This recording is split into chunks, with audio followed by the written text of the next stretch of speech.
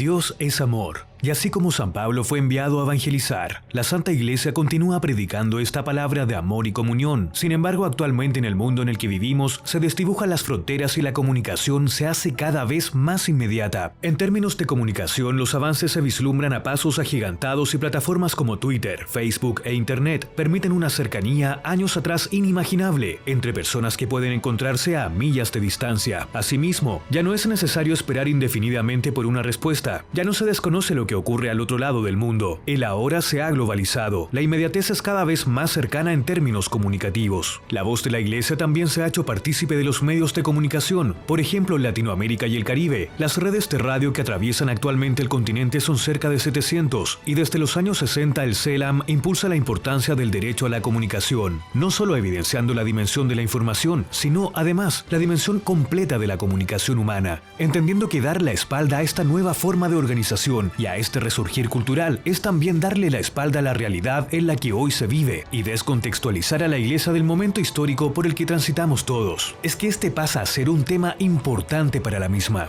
La comunicación y el amor no son generados de manera automática por la comunicación. Sin embargo, si se habla desde el amor, si es este el que mueve esa comunicación, entonces el resultado puede ser diferente. Teniendo en cuenta que, para que la comunicación sea comprensible y se haga lo más universal posible, esta tiene que tomar en sí los caracteres de la humildad y del doblegarse, sabiéndose poner en el lugar del otro. Porque Cristo enseña que existe un lenguaje universal para comunicar, el del amor. Y la universalidad de semejante exhortación es tal que ningún ser humano puede quedar excluido ni declararse inadecuado en recibir el mensaje. Entonces, podríamos dudar y preguntarnos, ¿cabe un concepto tan humilde, tan desprendido y altruista como es el de la Iglesia dentro de un mundo comunicacional que se mueve a través de intereses comerciales, leyes de mercado y ganancias, que muchas veces tergiversa en beneficio de pocos y que además se nutre en muchísimos casos del sensacionalismo? Y es respondiendo a esta pregunta que se piensa en el uso de las ciencias de comunicación por parte de la tecnología y de la Iglesia, no de forma instrumental, sino cultural, surgiendo la necesidad de crear una cultura cristiana en el mundo y en el lenguaje de los medios, más que a crear medios de comunicación cristianos, hablando así de una evangelización de los medios de comunicación más que de una evangelización a través de los medios de comunicación, puesto que una teología de los criterios de comunicabilidad del misterio cristiano sería solicitado a estudiar qué quiere decir y cómo sería posible en el contexto actual, colocando a quien recibe el mensaje en contacto sincero, vital, experiencial, con quien comunica, con quien evangeliza. Anclada en las referencias trinitaria y cristológica, una inculturización cristiana de los medios de comunicación deberá obrarse para que aquello que se comunica tenga la razón del don, respete las exigencias de la gratuidad, de la verdad y de la libertad, sea corroborada por el testimonio y acepte el desafío del servicio.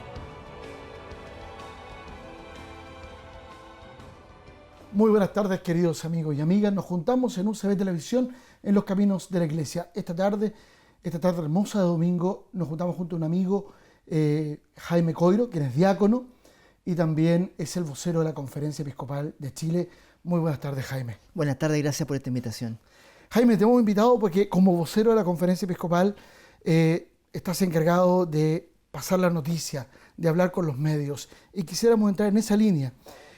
¿Cómo estamos operando con los medios de la Iglesia para la evangelización?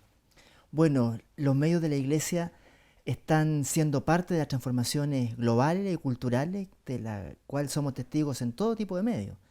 Lo que hemos procurado, al menos desde la Conferencia Episcopal de Chile, ha sido instalar una cultura de la comunicación que tiene que ver ante todo con una disposición interior de buena voluntad. La cultura mediática en la Iglesia hace unos 15 años era informar, divulgar unilateralmente, unidireccionalmente, con mensajes que no siempre eran comprensibles por los chilenos y chilenas de a pie. Hoy día, hacer comunicación de Iglesia significa, aprovechando las distintas plataformas que nos ofrecen las tecnologías, instalar medios de escucha y de diálogo. Y en esa línea general hemos ido avanzando en propuestas. Y como Iglesia chilena, ¿qué estamos usando para comunicar la buena noticia? ¿Qué estamos usando para comunicar lo que pasa al interior de la Iglesia? Bueno, hemos aprendido en este tiempo que la comunicación más valorada, más apreciada y más sentida por las distintas audiencias es la que viene del corazón de las personas. Estamos privilegiando testimonios breves, testimonios de rostros concretos, construcción de historias, relatos que sean significativos para las personas. En la iglesia hemos sido durante mucho tiempo muy amigos del documento largo, del texto oficial y de la poca posibilidad de diálogo. Hoy día gran parte de las diócesis de Chile tienen, además de un sitio web y sus medios tradicionales, radios, boletines, también tienen canales de videos, están en Facebook, están en Twitter, y algunas están abriendo progresivamente plataformas de diálogo y de escucha, que no es una decisión menor, que hay que gestionarla, no es llegar e improvisar. Nos hemos encontrado a veces, pasa en todas las instituciones, que el jefe dice hay que estar en tal medio, como si todos fueran lo mismo. Y estar en redes sociales hoy día no es lo mismo que gestionar un sitio web o un blog o un diario mural. Ahora, justamente, ya que, como tú mencionabas, hemos movido del documento oficial, este documento largo, a muchas de las diócesis tienen revistas y web, básicamente eso. Pero ¿quién controla eso? ¿Cuáles son algunos criterios para un buen uso de estos medios que transportan el mensaje de la Iglesia masivamente? Lo que nosotros hemos propuesto desde la Conferencia Episcopal a las distintas diócesis, también a la vida consagrada, es la generación de comités editoriales, con presencia no solamente de sacerdotes, sino también con muchos laicos y laicas que, por su saber experto, puedan aportar a la construcción de un medio de comunicación eficaz. Hoy día las decisiones de contenido son cada vez más multiformes, no pueden recaer en una sola persona. Hace mucho tiempo el género de la revisión doctrinal dejó de ser el que conduce los medios de comunicación. Aquí tenemos un desafío grande con la actualidad, ¿ah? Y lo hemos sincerado también los comunicadores de iglesia. Nosotros, no por trabajar en la iglesia, podemos demorarnos 3 días en informar nuestras noticias. Y a veces nos damos esos lujos que no nos podemos dar en este momento. Sobre todo cuando a veces hay unas traducciones muy incompletas de parte de los medios de comunicación seculares. Entonces, si queremos efectivamente que la gente pueda ir a la fuente, no nos podemos contentar con esos sitios web institucionales donde hay una cantidad de páginas sobre la historia, sobre el pasado, sobre el carisma, sobre el quiénes somos, y hay poca vida, poco rostro, poca noticia y poco diálogo. Ahora, en este diálogo de búsqueda y de escucha, ¿cómo se recibe? Porque sí, el arzobispado de Santiago y muchas diócesis, muchas congregaciones masculinas y femeninas tienen estos medios de redes sociales. ¿Cuán efectivo es la escucha hoy? Porque somos buenos en decir lo que hay que hacer, pero el escucha, ¿hay alguna forma, hay algunas líneas guía, hay alguna interpretación real desde lo que estamos escuchando del pueblo laico? Bueno, desde la Conferencia Episcopal nosotros hemos ido proponiendo a los obispos y a través de ellos a los sacerdotes, a los consagrados y a los agentes pastorales algunas guías muy sencillas para aproximarse a cada tipo de medio. Hace varios años hicimos una sencilla aproximación a Facebook, cuando la pregunta era: yo sacerdote, yo religiosa, yo obispo, yo catequista, ¿debo estar en Facebook? Una pregunta mal hecha, porque primero sí podía estar en Facebook, y la pregunta del deber no iba a la misión, sino que iba más bien al uso de la tecnología. Entonces hay algunas propuestas nuestras respecto de la configuración de las cuentas, respecto del tipo de identidad, y aquí todavía nos confundimos. Y una pregunta pendiente: ¿cuáles son cuentas personales? ¿Cuáles son cuentas institucionales? ¿Cómo se gestionan y cómo se manejan? Yo diría que nuestro principal déficit es que creamos muchas instancias y no las mantenemos. No somos capaces de gestionarlas y nos encontramos con ellas un par de meses y están en el abandono. Ahora, tú decías cuentas privadas o personales y cuentas institucionales. ¿Hay alguna forma de regular eso en la iglesia? Porque alguien podría armar el Facebook o la página web o el Twitter, etcétera, etcétera, etcétera, de la parroquia A, B y C y estar de alguna forma siendo vocero, pero no oficial. ¿Hay alguna forma de regular eso en que podamos estar usando los medios dignamente? A ver, respecto de lo oficial y los derechos, la experiencia que nosotros tenemos con Facebook ha sido muy clara. Cada vez que nos hemos encontrado con personas que han usurpado identidades, que han dicho ser, por ejemplo, había un señor que se presentaba como obispo chileno con nombre y apellido, no siéndolo, apenas lo representamos oficialmente desde la conferencia episcopal a Facebook, se eliminó la cuenta por usurpación de identidad. Y sé que varias parroquias han hecho lo propio. El tema, más que la representación, es quién lo gestiona y cómo. ¿Quién edita, quién revisa, quién fiscaliza y cómo? ¿Y cómo lo están haciendo ustedes? Porque hoy día las diócesis, las parroquias tienen. ¿Y cómo se fiscaliza que esa persona que está editando, decidiendo, tomando una postura, es la persona más idónea para hacerlo? Claro, la primera pregunta es ¿qué esperan los usuarios o los visitantes o los seguidores de tu plataforma de ti como institución o como persona? Por lo tanto, muchas veces la pregunta que hacemos si todo está en norma, si todo corresponde a la sana doctrina, a veces la gente no busca en la parroquia una repetición de catequesis. La gente busca en la parroquia el horario de confesiones. Y nosotros llenamos nuestras páginas parroquiales con fragmentos de declaraciones de obispos, de papas, y no somos capaces de poner horario de confesiones, horario de catequesis, horario de misa, contacto, por ejemplo, para visita a los enfermos. Eso buscan de nosotros, buscan acogida, buscan hombro, buscan pañuelos, buscan espacios.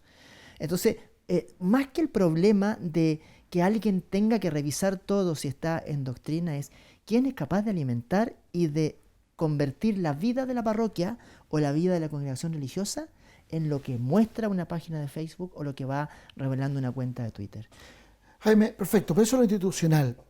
Pero también sabemos que muchos de nosotros tienen cuentas personales. Facebook, Twitter, etcétera, etcétera, etcétera.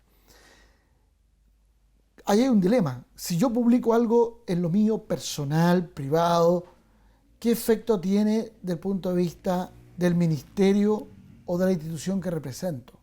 Claro, ahí hay personas que que ejercen un cargo o un rol que evidentemente complica la identificación de su perfil. Y ahí es un dilema que hemos conversado y sobre el cual no tenemos respuesta. Yo puedo compartir la mía. Yo tengo una identidad en Twitter porque percibo a nivel de mi integralidad que me cuesta separarme. O sea, yo celebro los goles de la Unión San Felipe, las maravillas que ocurren en mi familia, y comunico las novedades de la conferencia episcopal y siento con la gente que me toca acompañar como diácono. Ahora, cada tweet que publico lo hago dimensionando cada una de esas facetas de mi vida. Justamente porque tú puedes decir, ok, yo puedo llamarle filtro, llamo sentido común, capacidad de discernimiento, pero y te lo pregunto a ti, ¿te ha traído dificultades a nivel laboral, personal, humano, en que tú mezcles el gol de tu equipo favorito con un discurso formal cuando tienes que hablar sobre algún caso o alguna situación de la iglesia? No se produce la mezcla. Lo que podría suscitar confusión es que probablemente algunas personas crean que la cuenta Twitter de Jaime Coiro es la cuenta Twitter a través de la cual habla oficialmente la iglesia en Chile. Y hay una cuenta Twitter de la oficina de prensa de la conferencia episcopal. ¿Y qué es la oficial? Ahora, muchas veces yo en mi cuenta Twitter replico noticias y sobre todo respondo. A mi cuenta Twitter llegan preguntas dirigidas al cardenal arzobispo de Santiago, a obispos, a personas de la iglesia que no tienen cuenta Twitter. Yo no soy vocero de cada uno de ellos, pero sí siento el deber de la iglesia de dar respuesta a preguntas que son legítimas.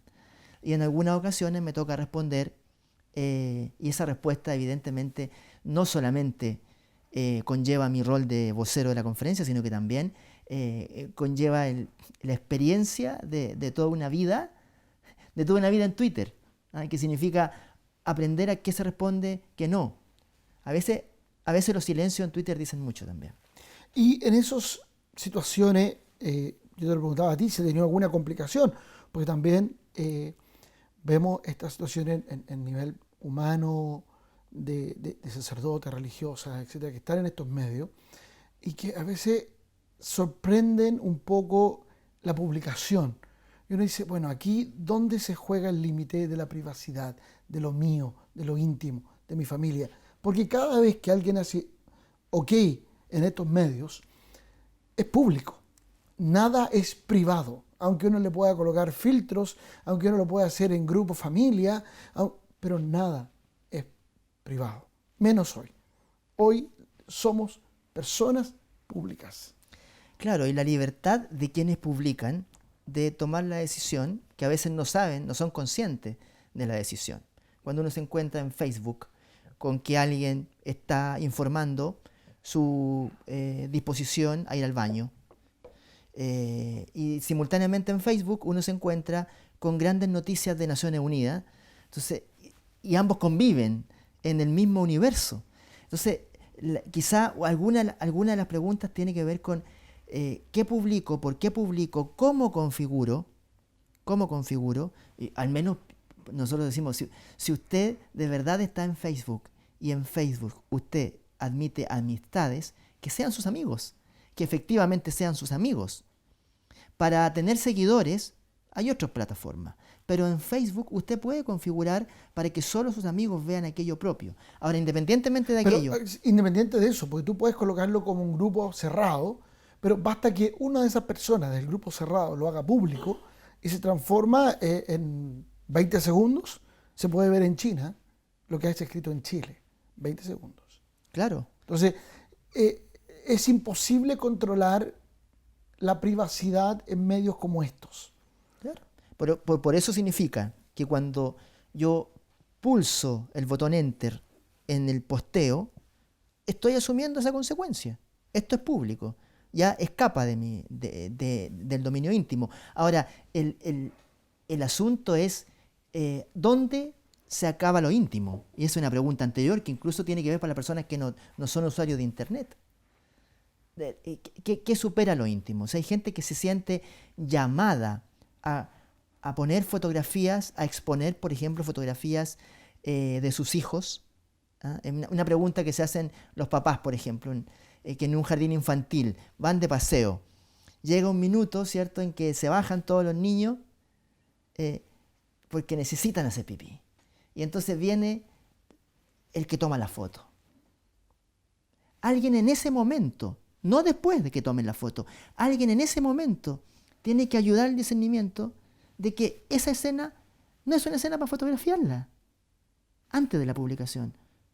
Porque esa escena puesta en el mundo virtual, hecha pública, es una posibilidad infinita de que de los delincuentes que se nutren de ese tipo de fotografía sigan cometiendo delitos a través de una cuestión muy inocente que para alguna persona pudo significar un momento muy simpático, pero que lamentablemente es parte de una tragedia como es el tema de las redes de pornografía y explotación sexual de niños y niñas. En ese cuenta, hoy día, más allá de las redes sociales, y te quiero llevar a un lugar más grande, que son los medios de comunicación social, los masivos, la radio, el periódico, la televisión. Y cuando uno se encuentra con una diversidad de información tan grande, donde hoy día uno puede ver un programa de televisión donde lo importante si es que el balazo le cruzó la cabeza al delincuente o a la persona, y te enfocan eso, te enfocan la bala cruzando el cerebro. Entonces, ¿dónde está o qué dice la Iglesia con respecto al límite de mostrar en televisión por el buen llamado rating? Sí, yo la primera pregunta la haría a las universidades, especialmente a las católicas. Yo tuve la suerte de tener 2 años y medio de formación ética en la Universidad Católica cuando estudié periodismo. Las mallas curriculares han cambiado. Tenía 2 años y medio, es decir, 9 semestres de una línea de formación ética. Por lo tanto, si había una persona que aparecía en pantalla y tenía su nombre y su cargo, ocurre que todos tenían que tener su nombre y su cargo desde una mirada antropológica. Si una señora se llamaba vecina, ¿por qué hay una vecina y hay un poblador? Porque ocurre que la vecina es la que vive en un sector y la pobladora es la que vive en otro. Pero esa es una reflexión ética, no es una instrucción del jefe. Cuando las mallas curriculares se cambian y por lo tanto el único criterio es el artístico, probablemente la instrucción que tiene el camarógrafo cuando alguien llora en cámara es hazle un zoom y quiero esa lágrima. Porque esa lágrima vende. Y el People Meter demuestra cómo sube la sintonía cuando se exhibe una lágrima en primer plano, cuando se agrede a una persona, cuando un delincuente salta al mostrador y lo capta la cámara de vigilancia. Y lo repiten porque nos gusta verlo. Nos gusta, objetivamente nos gusta ver esa escena de violencia. Al editor le gusta que tengamos buena sintonía, y no te digo cómo le gusta al auspiciador del programa. Entonces, la respuesta no puede reducirse a la gente lo pide, la gente pide mugre. Por mucho que pidamos la mugre, hay una decisión editorial, y lo que ocurre hoy día en la televisión abierta en horas de protección de niños es espantoso. Es cuestión de mirar la página de denuncia del Consejo Nacional de Televisión. Algunos dicen que es salud a la bandera. Los diálogos que se producen en estos programas de jueces y de juezas, la basura que se transmite en la programación que se vende a externos, es imposible de dialogar en familia. Ahora, ok, todo eso es una realidad. Y yo aquí, quizá, lo que estoy tratando de hacer es plantearte el desafío desde la Conferencia Episcopal, quien es un ente potente en esta iglesia, y que fue tremendamente potente en Chile. Yo tengo seria duda que hoy día tengamos la potencia que tuvimos. Basta con... Lo mediático. Claro. Veámoslo en los años 80, una declaración de la Conferencia Episcopal después de Punta Teralca, todos nos enterábamos. La última Conferencia Episcopal sacó una declaración y creo que hubo una línea... si es que hubo una línea en los medios de comunicación. Y eso tiene que ver con el impacto. Por eso digo yo, ok, con esta realidad que tan bien describes y tan descarnada que lo hace, ¿qué impacto tiene la Conferencia Episcopal? Decir, oye, hagamos una reflexión de un Chile que sea más ético y menos mercantil. Bueno, yo creo que varias instituciones están embarcadas en ese desafío, ¿no? Porque los congresos y los consejos nacionales de los partidos políticos que antes ocupaban muchas páginas, hoy día tampoco tienen cobertura. Y hoy día tiene cobertura la cuestión episódica, la anécdota, la burla y la investigación un poco encubierta. Porque gracias a Dios una parte del periodismo se profesionalizó en el periodismo investigativo. Algunos de los grandes delitos que han cometido, por ejemplo, sacerdotes, no nos hubiésemos enterado si no hubiese sido por el periodismo investigativo. Pero en la línea programática general, yo creo que difícilmente se puede establecer un curso de acción si es que no se proponen algunos caminos acorde a una ética, ni siquiera digo cristiana, una ética que reconozca el valor de la dignidad de la persona humana. Ahora, la Conferencia Episcopal no tiene medios masivos tradicionales.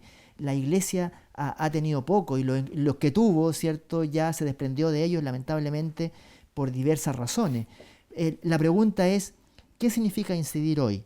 ¿Significa que nuestros discursos ocupen los primeros titulares o ayudar a que los temas que la gente quiere ver se vean de un modo más transparente y más completo? ¿Ah? Y por otra parte, a poner límite.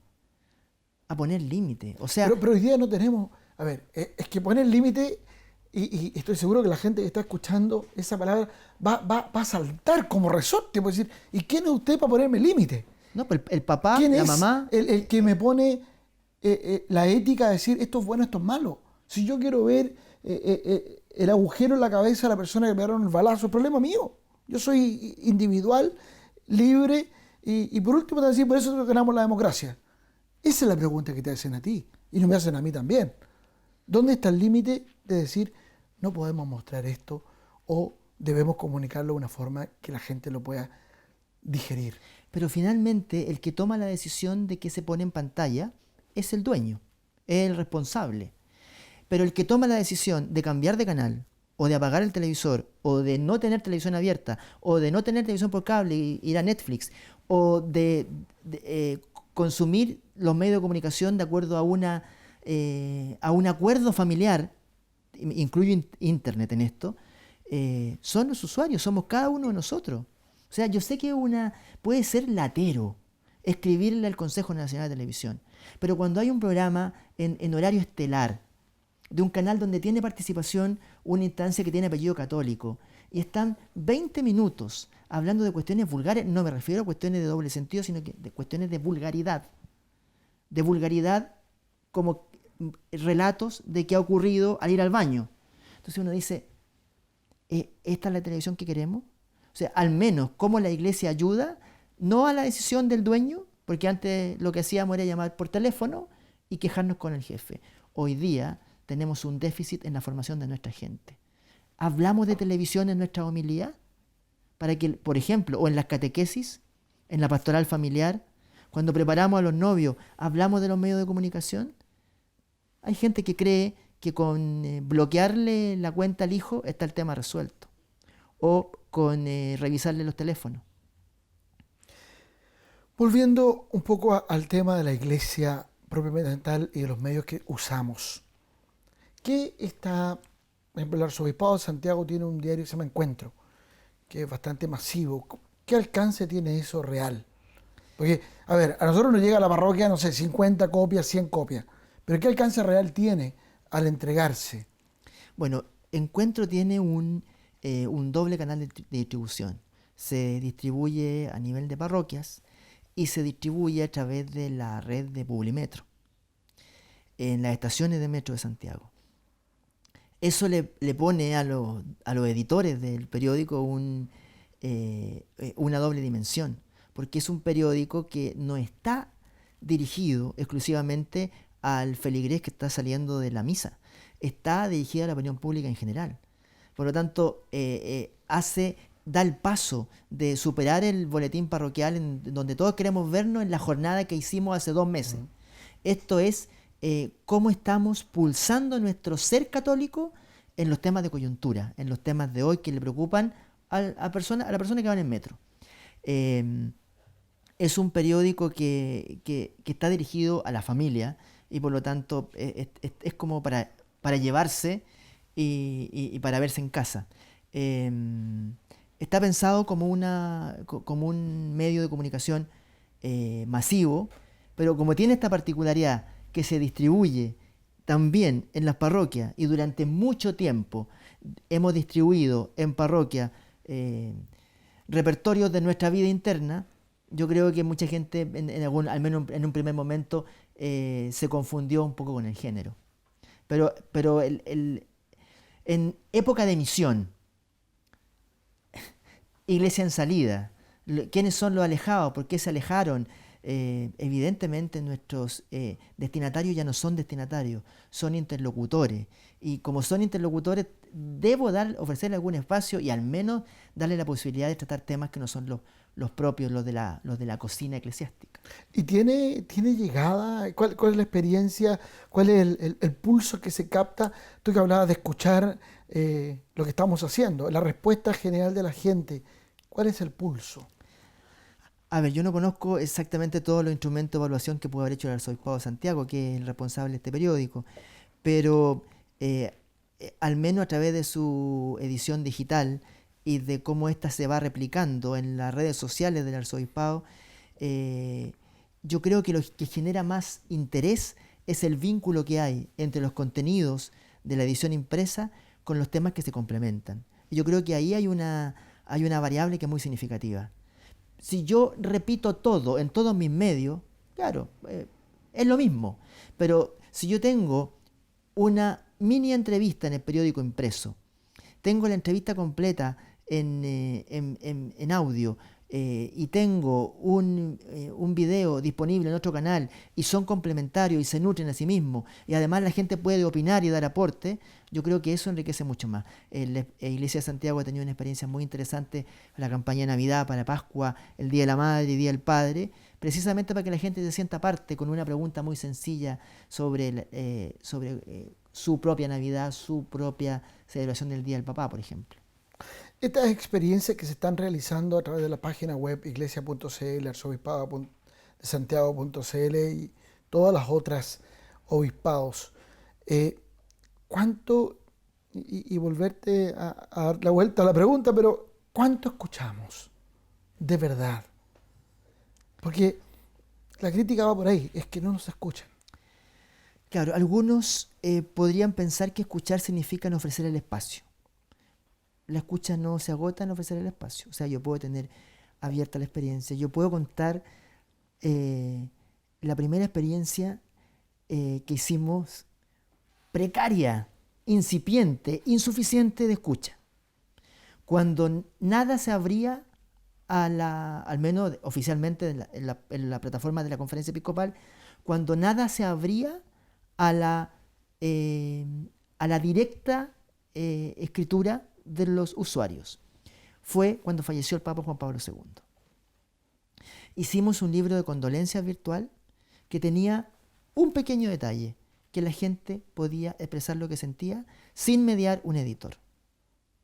¿Y cómo fue eso? Todos nuestros intentos anteriores topaban con el susto, a que nos dijeran, a que nos garabatearan, a que nos ofendieran, a que nos insultaran. Ideamos un sistema muy doméstico porque como no pasaba por ningún filtro, cada cierto tiempo estábamos revisando, pero ocurre que esto de cada cierto tiempo ir revisando en un contexto de miles y miles y miles y miles de condolencias. En el contexto de la muerte de San Juan Pablo II. Fue una cuestión que superó nuestras capacidades.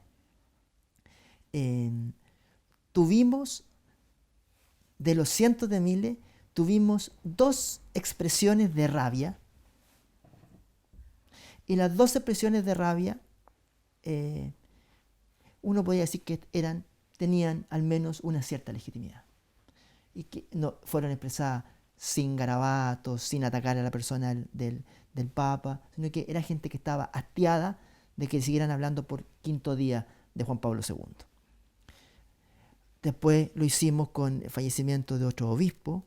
Fueron como los primeros intentos. Entonces, muchos tienen preguntas, muchos ponen sus noticias y hay sistemas de comentar las noticias vía Facebook, por ejemplo. Pero ahí basta el comentario. ¿Quién se hace cargo de eso?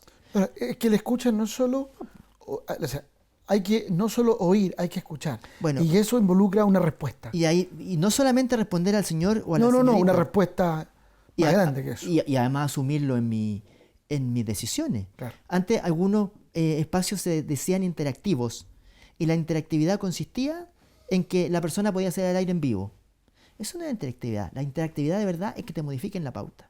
Si alguien dijo algo válido en Facebook, lo vi, lo respondí, pero el señor que toma decisiones de gobierno, ¿sabe de eso?